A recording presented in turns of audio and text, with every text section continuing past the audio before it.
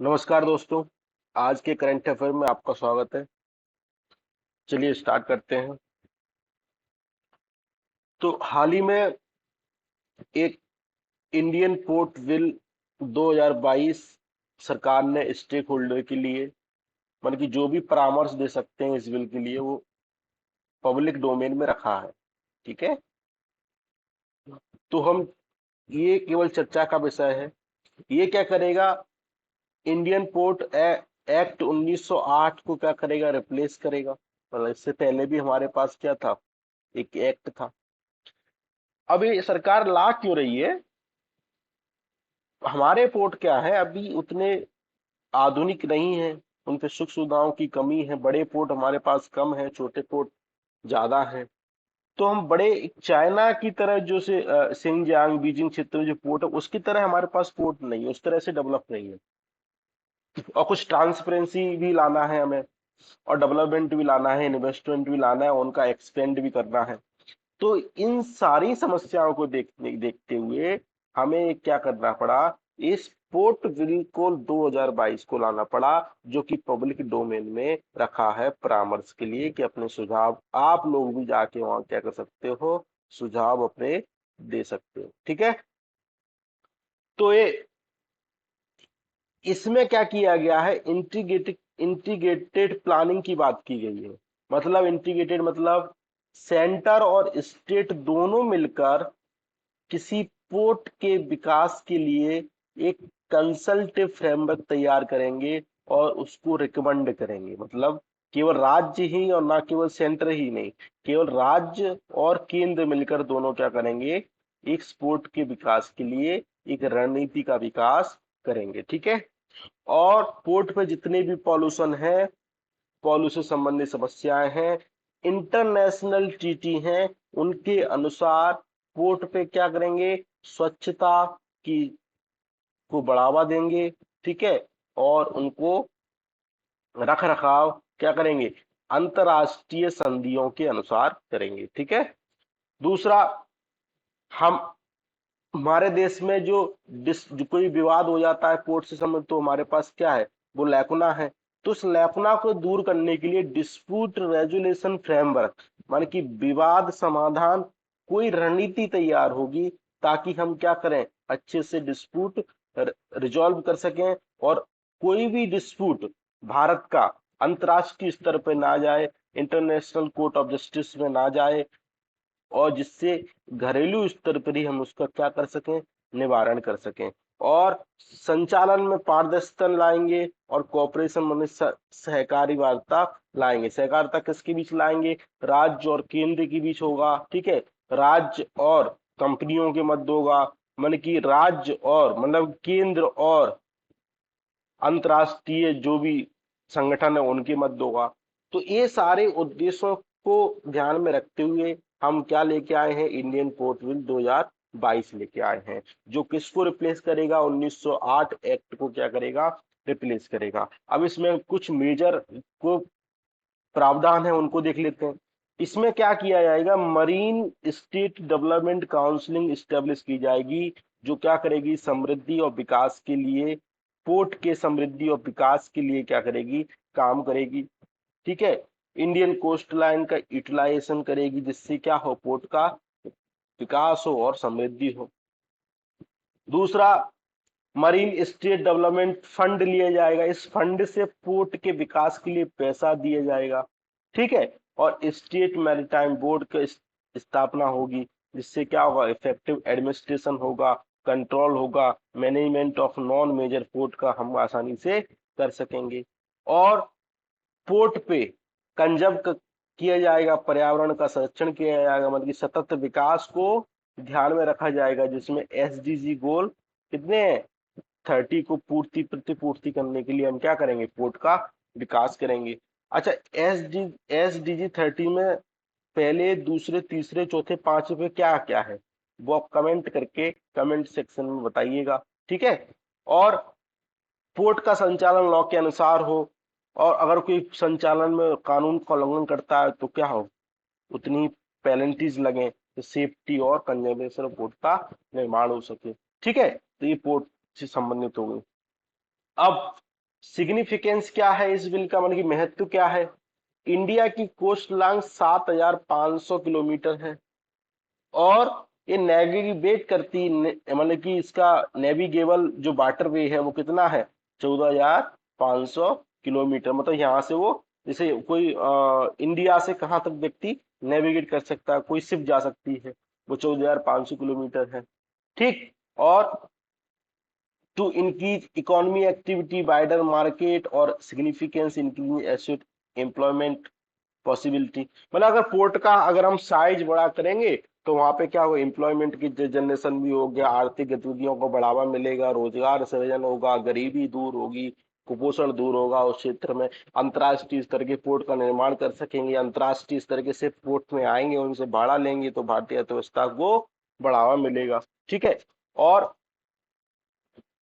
95% जो ट्रेड होता है इंडिया का वो पोर्ट से होता है, और 65% जो ट्रेड ट्रेड होता है बाय बाय वैल्यू, वो क्या है, वो पोर्ट से होता है।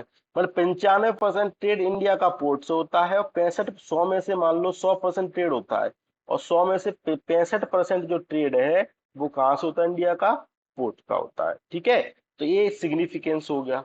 अब आप क्या करना, जैसे कुछ मेजर पोर्ट्स है उनको ध्यान, लोकेशन ध्यान रखना कि कभी कभी पूछ लेता है कि दक्षिण में कौन सा पोर्ट है। जैसे यहाँ पे देखो, कांडला है, बाड़ीनार है, मुंबई है, जेएनपीटी है, ठीक है, मरमा गोवा है, मंगलौर है, कोचीन है, तूती कोरिन है, जो तूती कोरिन सबसे नीचे है, चेन्नई है, और एन्नौर है, और विशाखापट्टनम है, पारादीप है, हल्दिया है, कोलकाता है। ठीक। तो आप क्या करोगे, एक सीक्वेंस है, लोग सबसे नीचे कौन है, तूतीकोरन, उसके बाद कौन है, कोची, उसके बाद कौन है, चेन्नई, उसके बाद कौन है, मैंगलोर, उसके बाद कौन है, एन्नौर।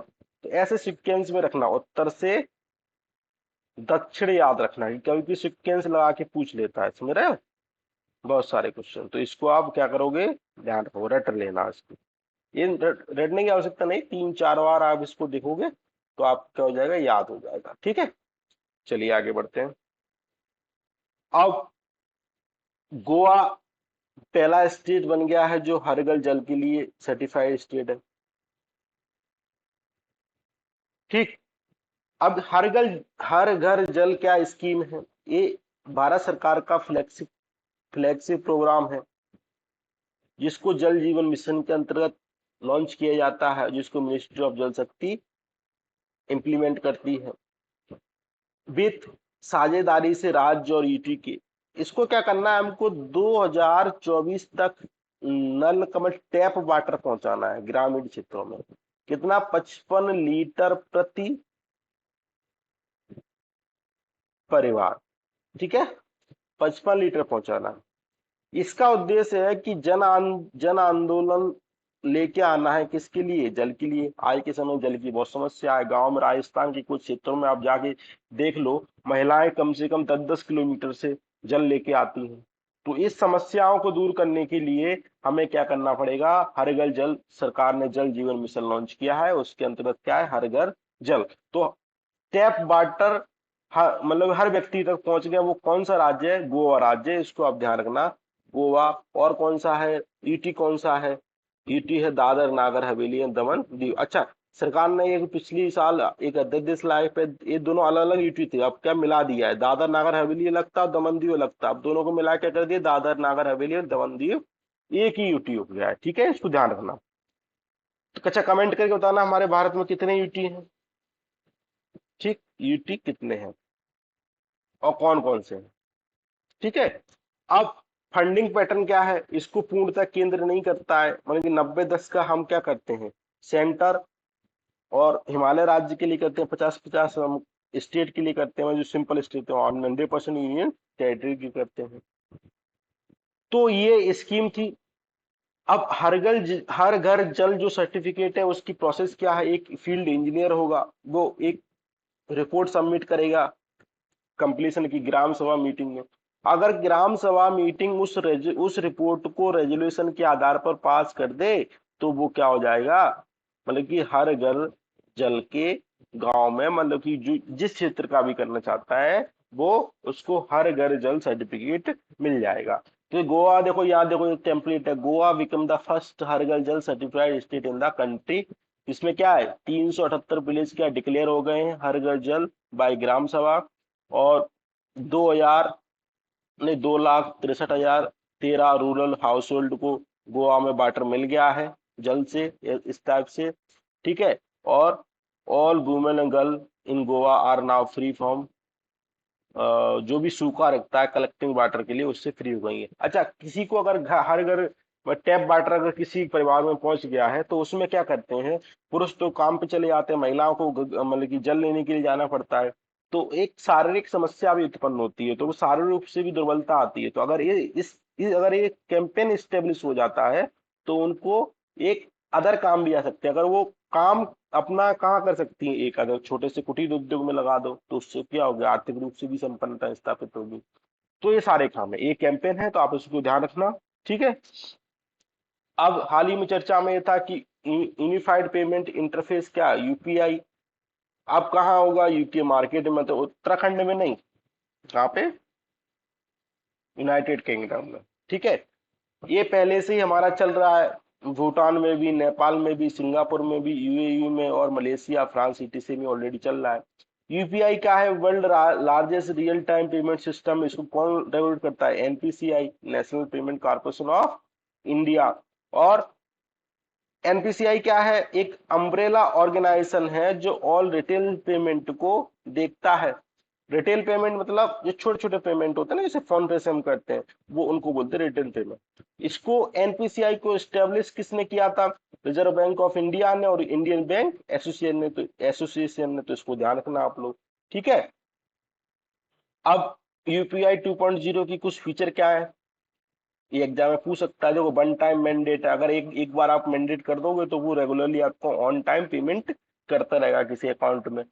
ओवरड्राफ्ट की सुविधा है, क्यूआर के क्यूआर कोड सिक्योरिटी चेक कर सकते हैं, इनवॉइस ले सकते हैं, इनवॉइस मतलब बिल ले सकते हैं, और हायर उसकी जो भी हम ट्रांजेक्शन करते हैं उसकी लिमिट क्या है, बढ़ा दी है, 2 लाख कर दी, 2 लाख से ज्यादा। ठीक है। तो ये आप ध्यान रखना। अब चर्चा का विषय ये था कि international transport forum, union cabinet ने क्या किया है, कॉन्ट्रैक्ट साइन किया है किसके साथ, technology information forecasting assessment council मैटिफैक्ट इंडिया और फ्रांस की इंटरनेशनल ट्रांसपोर्ट फोरम के साथ एक्टिविटी को बढ़ाने के लिए। ठीक है। तो ये तो केवल न्यूज है, हमें ध्यान रखना है कि इंटरनेशनल ट्रांसपोर्ट फोरम क्या है। तो एक इंटीग्रेटेड है किस संस्था के साथ, ओईसीडी के पास। आपसे क्वेश्चन में आएगा कि ये यूएनओ के साथ है, तो गलत जवाब क्या है, यूई ओईसीडी के साथ है। ये इंटर गवर्नमेंटल ऑर्गेनाइजेशन है, एनजीओ नहीं है। क्या है, अंतर सरकारी संगठन है। ये 2006 में स्टेब्लिश हुआ था बाय मिनिस्टर के द्वारा, जिसमें तब कितने सदस्य थे, 43 सदस्य थे। अब कितने हो गए, 64 हो गए, इंडिया भी इसका मेंबर है। ये क्या करता है, जितनी भी ट्रांसपोर्ट पॉलिसी है, मतलब कि परिवहन नीति, उनको क्या करता है, सुधार लाता है सभी ट्रांसपोर्ट मोड के लिए, चाहे रेल हो, रोड हो, ठीक है, और एयर हो, सभी के लिए, समझ गए, केवल चाहे ओशियन वाला हो। इसका हेडक्वार्टर कहाँ है, पेरिस में। ठीक। तो इसको आप ध्यान रखना, इंटरनेशनल ट्रांसपोर्ट फोरम क्या है, क्या अंतर सरकारी संगठन है। दूसरा, एक चर्चा में था कि emergency credit line guarantee scheme सरकार ने कोविड 19 में लॉन्च की थी। किसके लिए की थी, जो एमएसएमई सेक्टर है, अगर वो कोई दिक्कत आती है बिजनेस में किसी मतलब आपातकालीन स्थिति में, तो उनको लोन और एडिशनल वर्किंग कैपिटल प्रदान की जा सके। ठीक है। और लेकिन अब सरकार ने क्या किया है, इसकी लिमिट बढ़ाकर 5 लाख करोड़ कर दी। पहले कितनी थी, 4.5 लाख करोड़। और जो एक्स्ट्रा लिमिट बढ़ाई है 50 लाख, सॉरी 0.5 लाख करोड़, जो लिमिट बढ़ाई है वो किसके लिए है, हॉस्पिटलिटी सेक्टर के लिए। हॉस्पिटलिटी सेक्टर क्या होता है, जैसे रेस्टोरेंट खोल लिया हमने, होटल खोल लिया, ठीक है, इनको बोलते हैं हॉस्पिटलिटी सेक्टर, और रिलेटेड सेक्टर के लिए ये लिमिट बढ़ाई है, तो ध्यान रखना। Emergency credit line guarantee scheme के अंदर कौन कौन आता है? एक तो हॉस्पिटैलिटी सेक्टर आता है और एनटीटी एमएसएमई आते हैं। ठीक है, मीडियम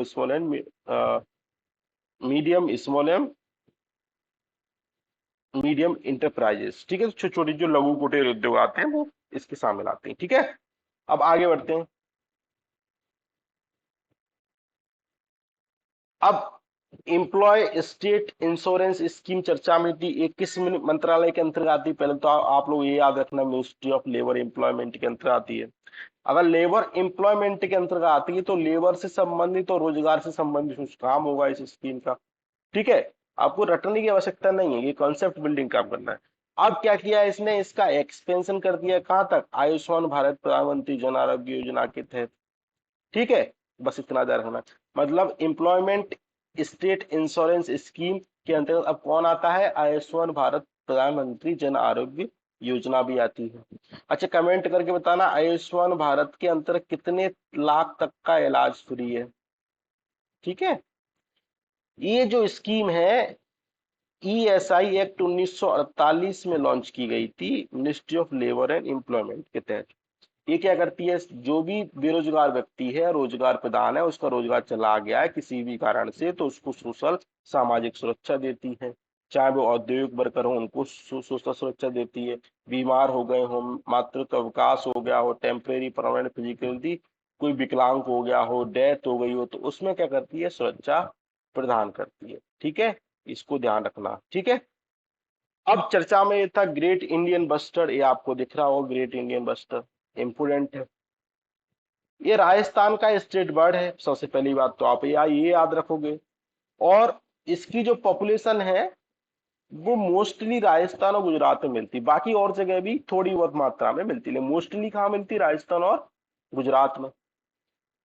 ये आईयूसीएन मतलब कि international union for conservation of nature red list में क्रिटिकली इंडेंजर है, मतलब खतरे में है। मतलब अगर और भी अगर इस पे ध्यान नहीं दिया गया तो ये क्या हो जाएगा? विलुप्त हो जाएगा।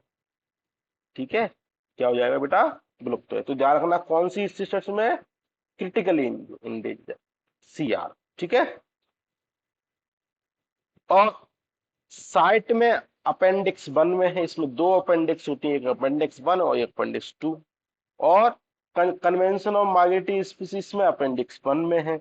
और वाइल्ड लाइफ प्रोटेक्शन एक्ट 1972 में क्या है? शेड्यूल वन में है। शेड्यूल मतलब वन का मतलब है इसको पूर्ण सुरक्षा दी गई है। क्या दी गई बेटा? पूर्ण सुरक्षा, तो इसको ध्यान रखना। ठीक है, अब ये कहाँ कहाँ मिलता है? एक डेजर्ट नेशनल पार्क है सेंचुरी जो राजस्थान में। इसका क्वेश्चन यूपीएससी में पूछा गया था। क्या पूछा गया था कि डेजर्ट नेशनल पार्क केवल एक या दो जिलों में मिलता है? तो वो दो जिलों में मिलता है, उधर साइड में, इसको नॉर्थ और ईस्ट में है। ठीक है, राजस्थान तो डेजर्ट नेशनल पार्क में मिलता है राजस्थान में, नलिया गुजरात में मिलता है, बरोरा महाराष्ट्र में मिलता है, और बेलारी कर्नाटक में, यहाँ भी पाए जाते हैं। तो साउथ में भी हमको ग्रेट इंडियन बस्टर्ड मिल जाता है। ठीक है, तो आप ध्यान रखोगे, सबसे महत्वपूर्ण बात क्या रखोगे? ग्रेट इंडियन बस्टर्ड आईयूसीएन की कौन सी कैटेगरी में है? क्रिटिकली इंडेंजर्ड में है, मतलब ये बहुत इसी बुरी स्थिति है, विलुप्त होने की कगार में है। विलुप्त होने का कारण क्या है? मानव संघर्ष होता है, ठीक है, शिकार होता है, मानी और भी कारण है, मानी कि इनके लिए खाने का जो सामान है वो विलुप्त होने की कगार पे, ग्लोबल वार्मिंग होती है, टेम्परेचर ज्यादा हो रहा है। ठीक है, बहुत सारे वायरसेस हैं, ये सारी समस्याएं हैं, इसके कारण ग्रेट इंडियन वेस्टर्न क्या हो गया है? विलुप्त होने की कगार पर है, इसलिए आईयूसीएन की क्रिटिकल इंडेंजर लिस्ट में उसको डाला गया है। अब मैग्लोडॉन क्या है? तो मैग्लोडॉन क्या है? ट्रांस ओशनिक क्या है? प्रेडेटर है। तो क्या है? ट्रांस ओशनिक प्रेडेटर है। ये दिख रहा होगा, एक फिश है जो 2.6 मिलियन ईयर अगो का है। अब हाल ही में यूपीएससी में पूछा गया था कि महासी, उसमें ये ऑप्शन था कि इनमें से कौन पक्षी नहीं है, तो एक ऑप्शन ऑप्शन था महासी। तो महासीर क्या है? एक मछली है। तो इसी टाइप से पूछ लेगा आपसे कि मैग्लोडॉन क्या है। हाल ही में सब चर्चा में रहा कि मैग्लोडॉन, तो मैग्लोडॉन क्या है? ट्रांस ओशनिक प्रेडेटर है, जो क्या है? एक मछली की तरह है। ठीक है, चर्चा में था क्यूबा, तो क्यूबा की राजधानी क्या है? हवाना। चर्चा में क्यों था? क्योंकि इंडिया ने क्यूबा के साथ क्या किया है? ट्रेड किया है रुपी में। अब ये क्या है? देखो, ये मैक्सिकन सी है, ये फ्लोरिडा सी है। ठीक है, इधर तुम्हारा अटलांटिक है, इधर तुम्हारा अरेबियन सी है, ये वाला नहीं, ये तुम्हारा पैसिफिक सी है और ये तुम्हारा अटलांटिक सी है और इसको अरेबियन सी बोलते हैं। ठीक है, ये तुम्हारा दक्षिण अमेरिका है, ये तुम्हारा उत्तर अमेरिका है। ठीक है। अब ये यहाँ पे एक बताना, क्यूबा और जमैका के मध्य कौन सी संधि है? ठीक है, कमेंट करके बताना। तो इसको ध्यान रखना, क्यूबा एक मैप में देख लेना आप और अच्छे से क्लियर हो जाएगा। एक्स मून्स क्या है? तो एक नेचुरल सैटेलाइट है जो क्या करती है, प्लेनेट के क्या करती है, उसको प्लेनेट को क्या करती है, उसको सर्कल करती है प्लेनेट का। तो आपसे पूछेगा एक्स मून क्या है, तो एक सैटेलाइट। ठीक है, इसको ध्यान रखना। ठीक, तो आगे बढ़ते हैं। आगे थोड़ा सा डिस्टर्बेंस हो गया था। अब आरबीआई ने एक अपने बुलेटिन में कहा है कि बड़ी बैंकों का अगर आप प्राइवेटाइजेशन करोगे तो वो गुड से मतलब अच्छे से ज्यादा क्या है, खतरनाक है। क्या है, खतरनाक। तो खतरनाक क्यों है? कि जो प्राइवेट कंपनियां होती हैं वो सामाजिक न्याय को ध्यान में ही रखती, केवल क्या करती हैं, अपने लाभ को देखती हैं। क्या देखती हैं? लाभ को, कि लाभ ज्यादा से ज्यादा हो। ठीक है। तो हम विकासशील राष्ट्र, तो हमको सामाजिक न्याय भी देखना होगा, जहाँ पे असमानता अधिक है, असुरक्षा अधिक है। ठीक है, जहाँ पे आर्थिक असमानता अधिक है, जहाँ पे बेरोजगारी अधिक है, जहाँ पे गरीबी अधिक है, जहाँ पे भुखमरी अधिक है, तो इन सारी चीजों को भी देखना होगा। और वित्तीय समावेशन को भी देखना होगा। और जो आरबीआई मौद्रिक नीति लाती है, उनमें अगर प्राइवेटाइजेशन कर दिया तो वो मौद्रिक नीति अप्रभावी हो जाएगी, और मौद्रिक नीति के द्वारा जो महंगाई दर कम की जाती है और विकास की अवधारणा स्थापित की जाती है, वो भी क्या हो जाएगी, कम हो जाएगी। ठीक है। और ये क्या करती हैं, जो सरकारी होती हैं, जो ग्रीन को भी मतलब कि पर्यावरण पर्यावरण सुरक्षा को भी बढ़ावा देती है, जबकि प्राइवेट कंपनी केवल लाभ देखती है, अधिक से अधिक क्या करती है, कंजम्पशन करती है। सरकारी एंटिटी में लो कॉस्ट लेबर की लो कॉस्ट होती है, जो प्राइवेट में क्या होती है, अधिक कॉस्ट होती है। आपने देखो बड़े बड़े पैकेज दिए जाते हैं। जबकि पीएसबी जो पब्लिक सेक्टर बैंक होते हैं, उनके पास मार्केट में कॉन्फिडेंस अधिक होता है। आपने देखा होगा बाजार में कोई आम व्यक्ति से पूछो कि प्राइवेट बैंक में खाता खुलवा लो, तो वो नहीं खुलवाएगा। क्यों? उसमें विश्वास नहीं है। जबकि सरकारी में वो आसानी से खुलवा लेगा, वो भी एसबीआई में खुलवाएगा। ठीक है। और बहुत सारी प्राइवेट सेक्टर जो पब्लिक सेक्टर बैंक हैं, जो सरकारी बैंक हैं, वो कोविड 19 में उन्होंने क्या किया, काम किया, शॉक को वो क्या कर गई, झेल गई। और जबकि बहुत सारी प्राइवेट एंटिटी क्या हो गई, खत्म हो गई। ठीक है। तो प्राइवेट जो निजीकरण है, ये वाला निजीकरण, इसका मतलब क्या है, मन की किसी कंपनी की ओनरशिप या प्रॉपर्टी या बिजनेस गवर्नमेंट से किसी प्राइवेट सेक्टर के व्यक्ति के पास चली जाए, तो उसको क्या बोलते हैं, प्राइवेट जाइएशन बोलते हैं या निजीकरण बोलते हैं। ठीक। हाल ही में सरकार ने क्या किया कि चार नेशनलाइज बैंकों को सॉरी 10 नेशनलाइज बैंकों को चार बड़ी बैंकों में मर्ज कर दिया। तो इससे अब पब्लिक सेक्टर बैंक की संख्या कितनी हो गई, 12। तो इसको ध्यान रखना, किसी बैंक में पूछ सकता है। ठीक।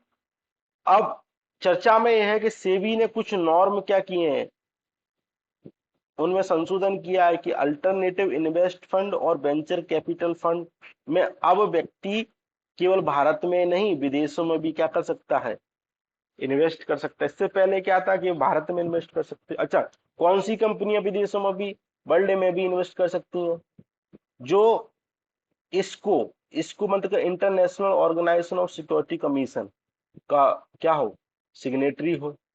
उस देश माने वो वाला देश क्या हो, इसको का सिग्नेटरी। माने मान लो अमेरिका में कोई कंपनी है, अमेरिका अगर इसको का सिग्नेटरी है, तो भारतीय कंपनी अमेरिका की कंपनी में क्या कर सकती है, इन्वेस्ट कर सकती है। और बायलैटरल मेमोरेंडम हो सेबी के साथ, और फाइनेंशियल एक्शन टास्क फोर्स का क्या भी हो, सिग्नेटर हो वो देश। सबसे पहले आप कमेंट करके बताओगे, फाइनेंशियल एक्शन टास्क फोर्स ने अभी पाकिस्तान को लिस्ट में रखा है कोई सी, तो वो लिस्ट कौन कौन, कितने प्रकार की लिस्ट होती है, कमेंट करके बताओ। एक मैं बता देता हूँ, ग्रे, दूसरी आप बताना, ठीक है, और क्यों रखते हैं वो लोग। और जितना भी इन्वेस्टमेंट करना पड़ेगा वो फेमा के अधीन होगा, ठीक है, मतलब कि फॉरेन एक्सचेंज मैनेजमेंट एक्ट 1999, मतलब इस एक्ट के नियमों के आधार पर अगर आपने इन सब नियमों का पालन नहीं किया तो आपका निवेश क्या हो जाएगा, अवैध हो जाएगा, आप निवेश नहीं कर पाएंगे, ठीक है। आगे देखते हैं, अल्टरनेटिव इन्वेस्ट फंड क्या होता है। ये एक मतलब पूल है, मतलब इन्होंने एक पूल बना ली, इसमें एक व्यक्ति आया प्राइवेट, उसने इन्वेस्ट कर दी, एक व्यक्ति आया दूसरे ने कर दिया, इसने एक तीसरे ने, ऐसी एक पूल बन गया। और ये पूल क्या करता है, एक मनी फंड कलेक्ट कर दिया, कलेक्ट कर लिया बहुत सारे निवेशकों से, वेदर ये चाहे वो इंडियन हो या फिर फॉरेनर हो, ठीक है। और इस पूल की फिर इस पूल के द्वारा विभिन्न कंपनियों में क्या किया जाता है, निवेश किया जाता है इसको द्वारा। वेंचर कैपिटल फंड क्या है, एक ये क्या करता है, स्टार्टअप और small and medium size enterprises को क्या करते हैं, फंड करते हैं, ठीक है। ये मनी को मैनेज करते हैं और इस स्टार्टअप में छोटे छोटे जो लघु कुटीर उद्योग होते हैं उनमें क्या करते हैं, इन्वेस्ट करते हैं, ठीक है, इसको ध्यान रखना। अब हाल ही में क्या हुआ है, development action plan for schedule caste, ये क्या है, एक शेड्यूल कास्ट के लिए समग्र रणनीति है ताकि उनका विकास के लिए विभिन्न कार्यक्रम चलाए जा सके।